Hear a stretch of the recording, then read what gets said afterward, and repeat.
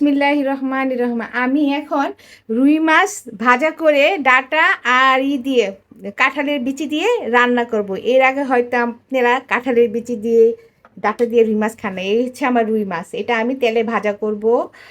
আর এটা হচ্ছে আমার ডাটা, এটা সুরসুরি ডাটা। এই ডাটাটা মমের মতো গলে যায়, খেতে খুবই খুবই মজা।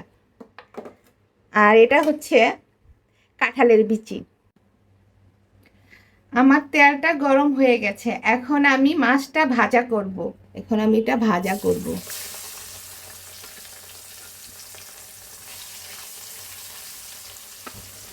আমি এটা 5 মিনিট ভাজা করব। আমার মাছটা ভাজা হয়ে গেছে, এখন আমি এটা একটা একটা করে উঠিয়ে ফেলবো।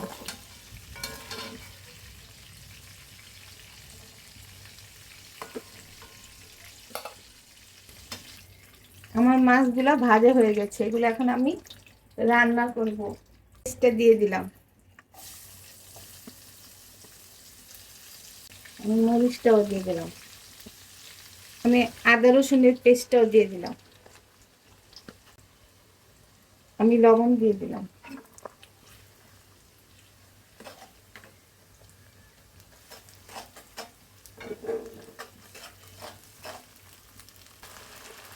আমি 1 চামচ মরিচের গুঁড়া দিলাম, আদা চামচ। আমি 2 চামচ হলুদের গুঁড়া দিলাম, 1 চামচ 2 চামচ। আমি মশলাটা সম্পূর্ণ তেলে ভাজা ভাজা করে নিচ্ছি। আমি ডাটা কেটে রেখেছিলাম সুন্দর করে, সেটা দিয়ে দেবো। বিসমিল্লাহ। আমি কাঁঠালের বিচিটাও দিয়ে দেবো।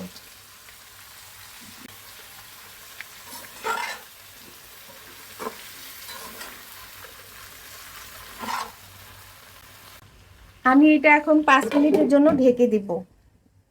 এটা সিদ্ধ হতে 5 মিনিট লাগবে, কষাতে সিদ্ধ হতে 5 মিনিট লাগবে। মাশাআল্লাহ, আমার তরকারিটা 5 মিনিটে ভাজা ভাজা হয়ে গেছে, তেলে একবারে কষানো হয়ে গেছে। আমি গরম পানি দিয়ে দেব।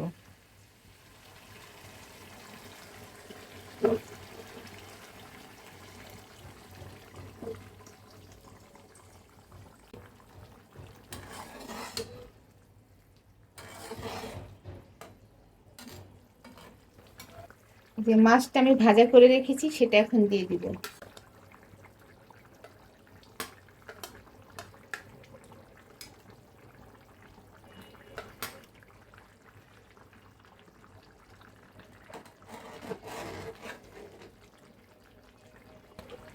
এটা আমি আর 5 মিনিট রান্না করব।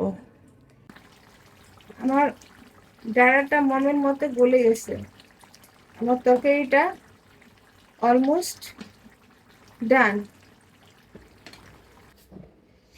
এটা হচ্ছে 2025 সালের ডাটা আর কাঁঠালের বিচি দিয়ে রুই মাছের তরকারি। এইভাবে তো আপনারা কখনো বানিয়ে খান নাই, কাঁঠালের বিচি দিয়ে। এই কাঁঠালের বিচি দিয়ে এই প্রসেস ফলো করে একবার হলো বানিয়ে খেয়ে দেখবেন, খেতে দুর্দান্ত টেস্টি। একবার হলো ট্রাই করবেন, ঠিক আছে?